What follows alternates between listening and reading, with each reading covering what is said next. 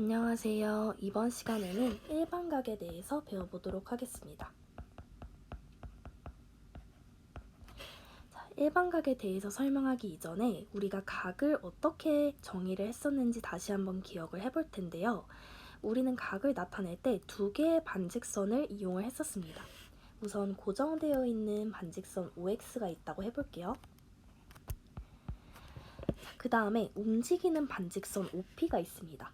그래서 O를 중심으로 하는 반직선 OP가 있는데 얘가 이런 식으로 움직여서 지금 이런 위치에 있다고 얘기를 해볼게요. 반직선 OP가.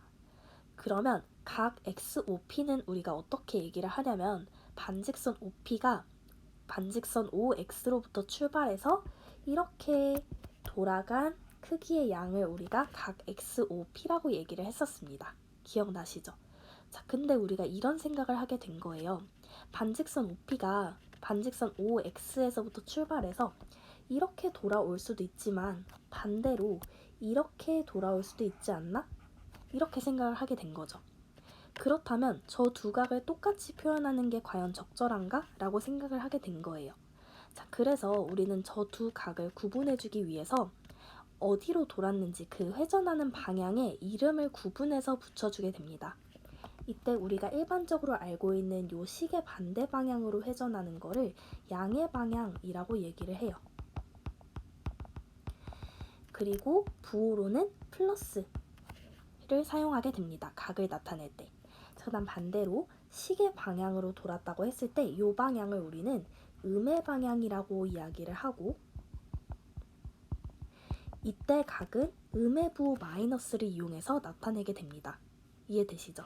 자, 그러면 연습을 한번 해볼게요.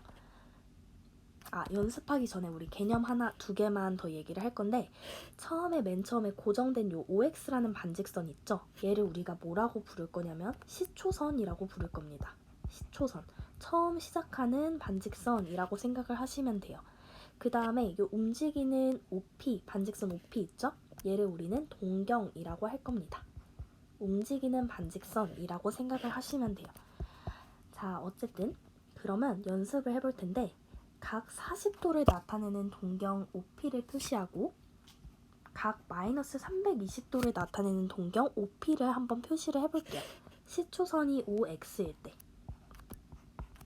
시초선을 먼저 그려놓겠습니다. 자, 그러면 40도라는 거는 플러스가 생략된 거거든요, 앞에. 그러면 양의 방향으로 40도만큼 돌았다는 거니까 시계 반대 방향으로 40도만큼 돌았다는 거죠. 그래서 여기가 바로 반직선 OP의 위치가 됩니다. 동경 OP의 위치가 되는 거죠. 자, 그 다음에 마이너스 320도라면 시계 방향으로, 즉 음의 방향으로 320도만큼 돈 건데 320도만큼 돌았다는 거는 한 바퀴를 채 못 돈 거죠. 얼마나 못 돈 거예요? 360에서 320만큼 뺀 40도만큼은 덜 돈 겁니다. 그래서 동경 OP의 위치는 이렇게 되고요. 이때 요 크기가 바로 40도가 되겠죠. 360에서 320만큼 뺀 크기가 될 테니까. 자, 그래서 우리가 처음 그린 그림과 두 번째 그린 그림을 잘 보시면 서로 다른 크기를 나타내는 동경을 그렸는데 동경의 위치는 똑같다라는 사실을 알 수가 있습니다. 그쵸? 여기로부터 우리가 뭘 알 수 있냐면 동경 OP가 정해지면 각의 크기는 하나로 정해지지 않는다라는 거예요. 그쵸? 동경 OP는 고정이 되어 있지만 각은 여러 개일 수도 있다라는 거죠. 자, 그럼 조금 더 자세히 한번 알아볼게요. 시초선 OX가 이렇게 있고 동경 OP가 이런 식으로 있다고 해봅시다. 이때 요 사이의 각은 30도라고 해볼게요. 자, 그러면 저 동경이랑 똑같은 위치에 있는 OP를 계속 그려보겠습니다. 그랬을 때 동경 OP가 나타내는 각을 여러 가지 방식으로 표현할 수 있는지 생각을 해볼 거예요. 자, 이렇게 똑같은 위치에 있는 동경을 여러 개 그려놓을게요. 자, 그럼 우선 첫 번째는 우리가 이렇게 생각을 해볼 겁니다. 양의 방향으로 30도만큼 돌아서 동경 OP가 저 위치에 있다라고 한다면 동경 OP가 나타내는 각을 그냥 30도라고 이야기할 수 있겠죠. 근데 두 번째는 어떻게 생각해 볼 거냐면 동경 OP가 어떻게 회전해서 왔냐면 양의 방향으로 한 바퀴를 돈 다음 다시 양의 방향으로 30도만큼 더 갔다 이렇게 생각을 해볼 수가 있습니다. 그쵸? 그러면 얘를 우리는 각을 어떻게 표현할 수 있냐면 한 바퀴 돌았다는 거는 360도죠. 거기다가 양의 방향으로 30도만큼 더 갔으니까 플러스 30도가 되는 거예요. 그 다음 이렇게도 생각해 볼 수 있습니다. 두 바퀴를 돌아서 양의 방향으로 두 바퀴를 돈 다음 양의 방향으로 두 바퀴를 돈 다음 양의 방향으로 30도를 더 갔다 이렇게 생각을 할 수도 있겠죠. 자, 그러면 양의 방향으로 두 바퀴나 돌았으니까 360도를 두 번 돈 다음에 양의 방향으로 30도만큼 더 갔다 이렇게 표현을 할 수 있는 겁니다. 그쵸? 자, 그 다음 시계 반대 방향으로 돌 수도 있겠죠. 시계 방향으로 돌 수도 있겠죠. 이렇게 음의 방향으로 이렇게 돌 수도 있을 겁니다. 근데 얘는 사실은 어떻게 생각할 수도 있냐면 음의 방향으로 한 바퀴를 전부 다 돈 다음에 양의 방향으로 30도를 갔다 이렇게 생각해도 동경 OP의 위치가 저 위치에 있겠죠. 이때는 어떻게 표현할 수 있냐면 음의 방향으로 한 바퀴를 돌았다는 거는 360도에다가 마이너스 1을 곱한 게 됩니다. 그래야 마이너스 360도가 되니까요. 그 다음에 양의 방향으로 30도만큼 간 거니까 더하기 30도 이렇게 되겠죠. 자, 지금 같은 위치에 있는 동경인데도 각을 표현할 수 있는 방법이 저렇게 여러 개나 있다라는 사실을 발견할 수가 있었어요. 그런데 표현된 각을 보면 어떤 규칙성이 있지 않나요? 어떤 규칙이 있을까요? 자, 눈치채신 친구들도 있겠지만 360도 곱하기 정수 더하기 30도 이런 꼴로 나타내어진다라는 걸 알 수가 있습니다. 자, 왜 그러냐면 몇 바퀴를 돈 다음에 양의 방향으로 30도를 갔냐 이런 식으로 표현한 거기 때문이에요. 그쵸? 얘는 지금 그냥 30도는 360도 곱하기 0 더하기 30도니까 그냥 바로 30도만큼 갔다 이런 얘기고, 두 번째로 표현한 방식은 360도 곱하기 1 더하기 30도니까 양의 방향으로 한 바퀴를 돈 다음에 양의 방향으로 30도를 더 갔다 이런 거예요. 그쵸? 그럼 이런 경우는 음의 방향으로 한 바퀴를 돌았다가 양의 방향으로 30도를 더 갔다 이런 식으로 표현을 해준 거죠. 그쵸? 그래서 어떤 동경의 각을 나타낼 때는 몇 바퀴를 돌았냐 거기에다가 요 30도만큼 더 갔다 이렇게 표현을 할 수가 있는 겁니다. 각을 표현할 때. 그쵸? 그러면 우리가 일반적으로 표현하면 각을 어떻게 나타낼 수가 있냐면 360도, 즉 한 바퀴를 몇 바퀴나 돌았냐 그 다음에 양의 방향으로 30도만큼 더 갔을까 이렇게 나타낼 수 있다는 거예요. 각의 크기를. 이때 n은 정수가 됩니다.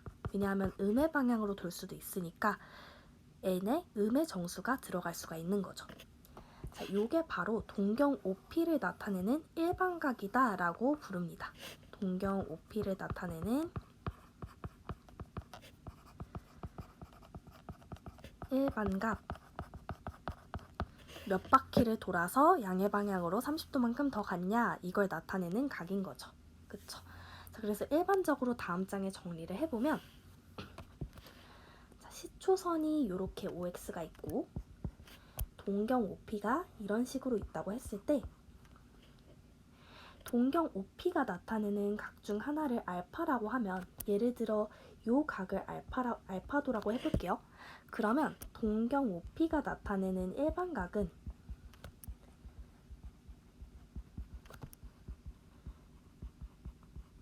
360도를 어느 방향으로 몇 바퀴를 돌든지는 상관없어요.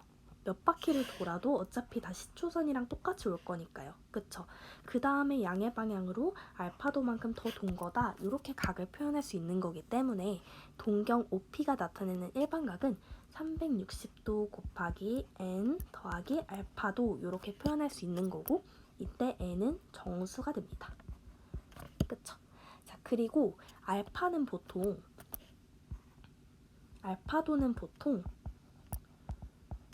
0도 이상이고 360도보다 작은 것을 택해요.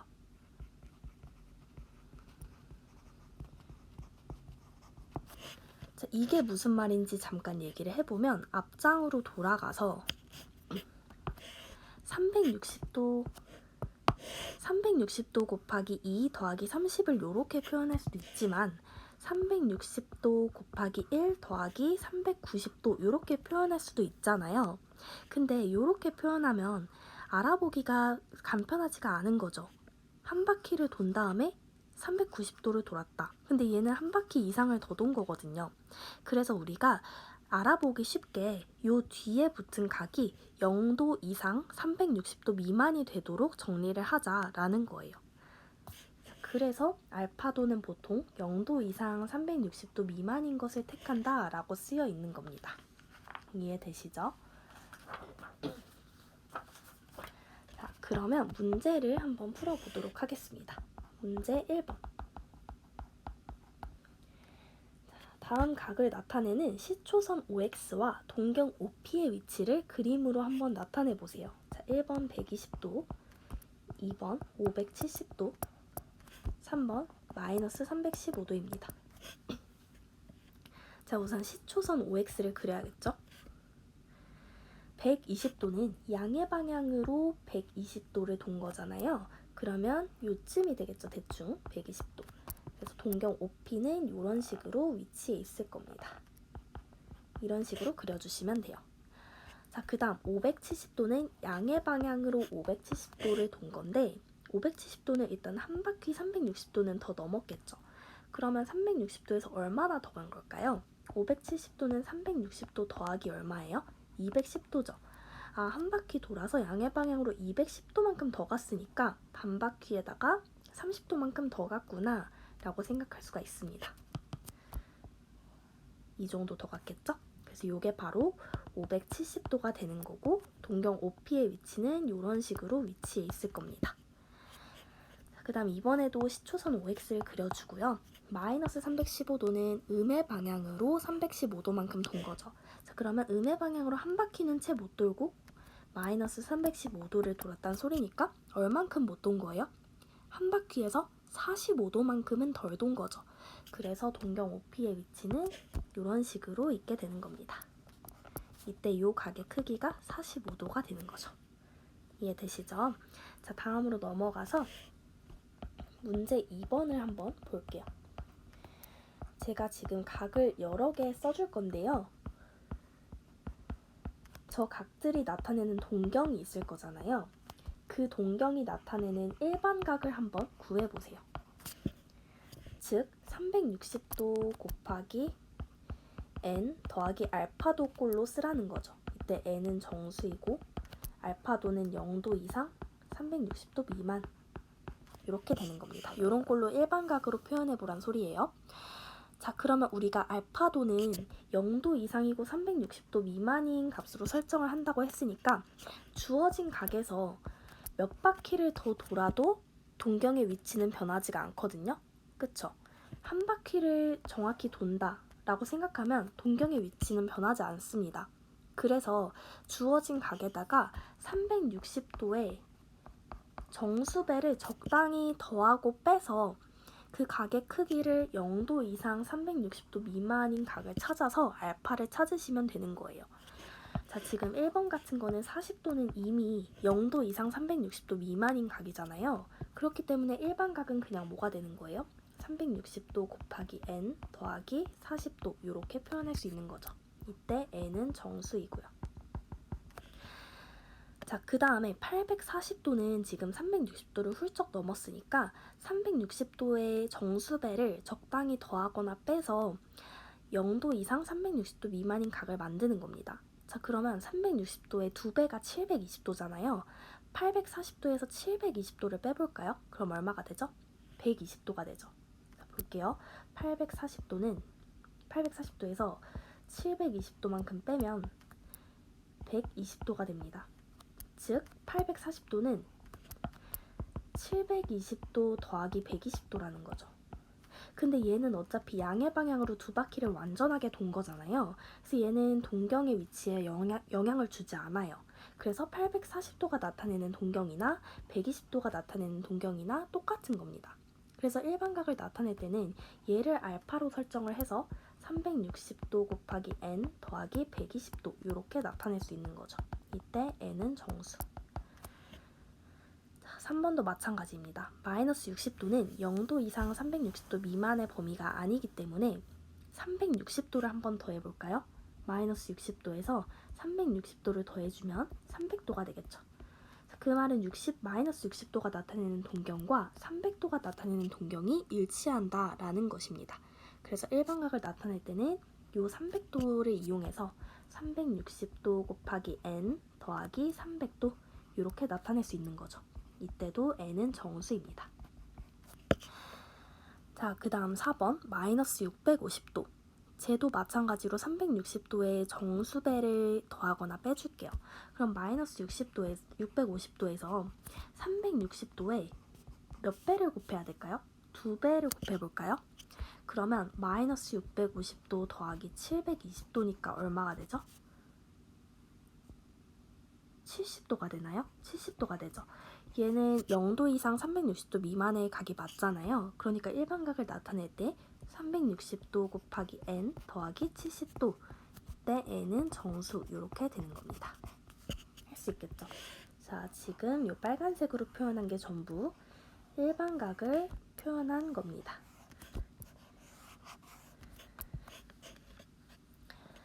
자, 그 다음 넘어가 볼게요.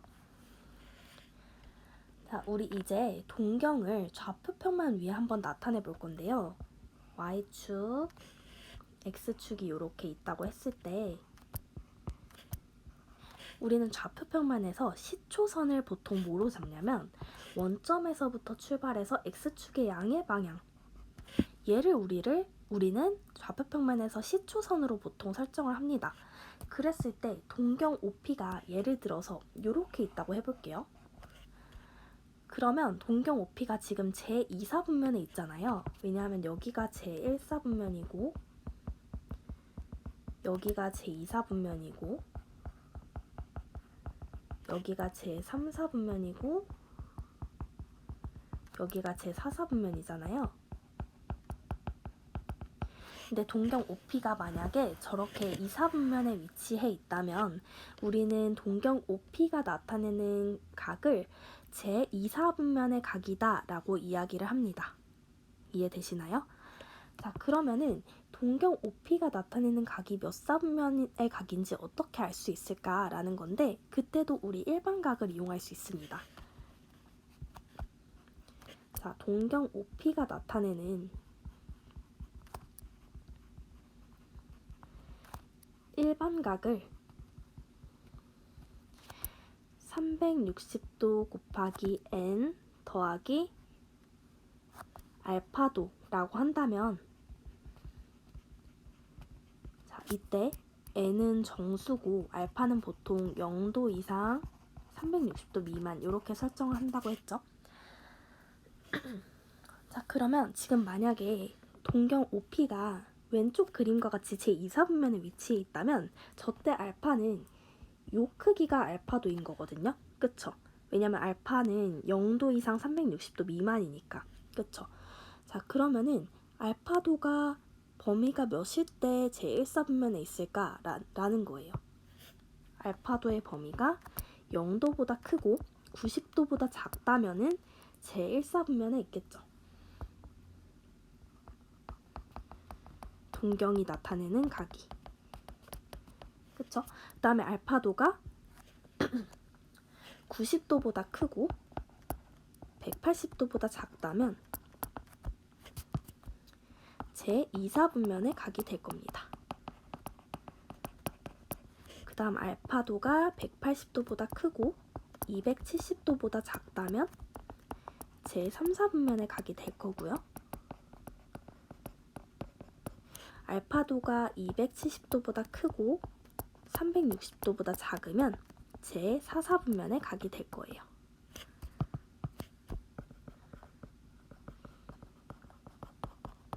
이해되시죠? 이렇게 일반각을 이용해서 동경이 위치하는 각이 몇 사분면의 각인지를 찾을 수가 있습니다. 자, 그리고 참고로 동경이 만약에 이렇게 있을 수도 있잖아요. 이렇게 축이랑 일치하는 경우도 있겠죠. 이런 식으로 축과 만나는 경우가 있을 거예요. 이럴 때는 우리는 동경이 어떤 사분면에도 위치하지 않는다라고 이야기를 합니다. 왜냐하면 X축과 Y축은 어느 사분면에서도 속하지 않는다라고 우리가 배웠었잖아요.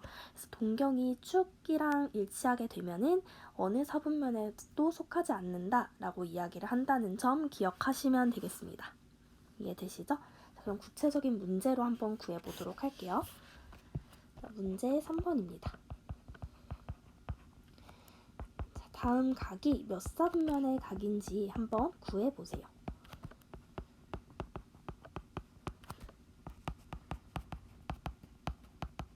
자, 우리 일반각을 이용해서 각이 몇 사분면의 각인지를 알 수 있다고 했기 때문에 우리는 주어진 각과 똑같은 위치의 동경을 갖는 각 중에서 0도 이상 360도 미만의 각을 찾아주시면 되는 거예요.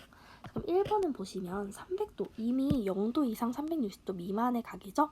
얘는 270도 이상 270도 초과 360도 미만의 각이기 때문에 제 4사분면의 각이 됩니다. 그 다음 1090도입니다. 얘는 360도의 배수를 적절히 빼줄까요? 그러면 1090도에서 얼마를 빼줄까요? 360도 곱하기 3. 360도에다 3을 곱하면 얼마예요? 1080이죠. 그러면 1090도에서 1080도 빼면은 10도가 됩니다. 0도 이상 360도 미만의 각이 나왔죠? 그러면 10도는 0도보다는 크고 90도보다는 작기 때문에 제1사분면의 각인 거예요.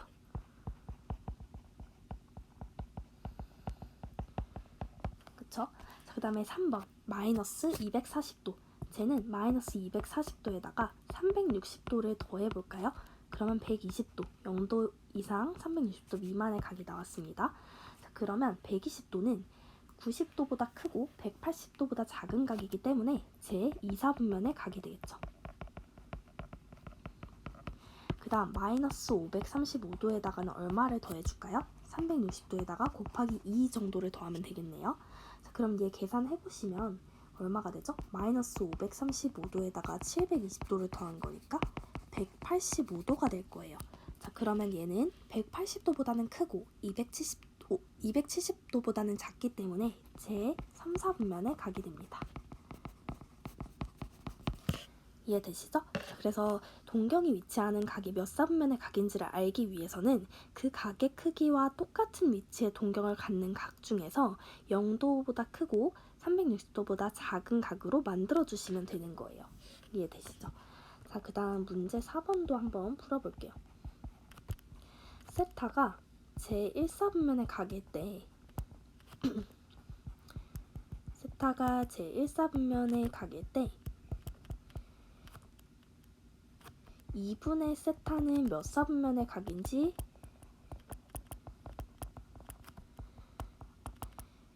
모두 구해보세요. 자, 이런 문제도 우리 앞에서 얘기했다시피 일반각을 이용해서 풀 수가 있는데요. 세타가 제1사분면의 각이라는 거는 세타가 각의 크기가 어떤 식으로 된다는 거냐면 360도 곱하기 n 더하기 알파도 이런 식으로 표현이 됐을 때 알파도가 n은 정수고 알파도의 범위가 어떻다는 거예요? 제1사분면의 각이기 때문에 0도보다는 크고 90도보다는 작다 이렇게 된다는 겁니다. 그쵸? 그래야지 세타가 제1사분면의 각이 되겠죠? 그랬을 때 양변을 2로 나눠볼게요. 왜냐하면 2분의 세타가 궁금하니까. 자, 그럼 360도를 2로 나누면 180도가 되겠죠? 180도 곱하기 n 더하기 2분의 알파도가 됩니다. 이때도 마찬가지 n은 정수일 테고 2분의 알파도는 각의 범위가 어떻게 되죠? 0도보다 크고 45도보다 작다 이렇게 됩니다. 자, 그럼 2분의 세타는 제 몇 사분면의 각일까? 라는 건데 n에다가 하나씩 넣어볼까요? 정수를? n이 만약에 정수 0이라고 해볼게요.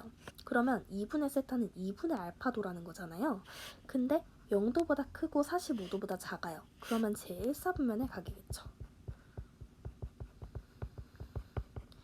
n이 1일 때를 생각해볼까요? n이 1일 때 2분의 세타는 180도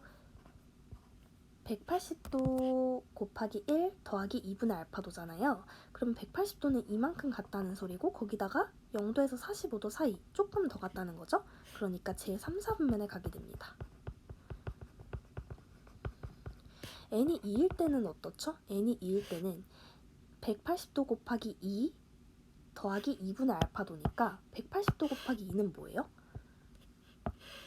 반바퀴 돌고 반바퀴 더 돈 다음에 조금 더 갔다는 거니까 또다시 제1, 4분면에 가기죠. 규칙이 혹시 보이시나요? n에다가 3을 넣어버리면 180도를 3번 갔다는 소리니까 반, 반, 반. 그 다음에 또 2분의 알파 조금 반, 반, 반. 그 다음에 2분의 알파 조금 더. 또 제3, 4분면에 가기죠. 그래서 1, 3, 1, 3, 1, 3을 계속 반복하는구나 라는 걸 알 수 있어요. n이 음수일 땐 또 어떤가요? n에다 마이너스 1을 한번 넣어보시면 180도 곱하기 마이너스 1 음의 방향으로 반바퀴를 돈 다음에 플러스 2분의 알파도 양의 방향으로 조금 갔다는 소리니까 제3, 4분면에 가게 되겠죠. 그 다음에 n이 마이너스 2일 때는 또 어떻죠? 음의 방향으로 180도를 2번 돈 다음에 양의 방향으로 조금 갔다는 소리니까 제1, 4분면에 가기죠. 음의 정수일 때도 마찬가지로 1313, 13이 반복된다라는 걸 알 수 있어요.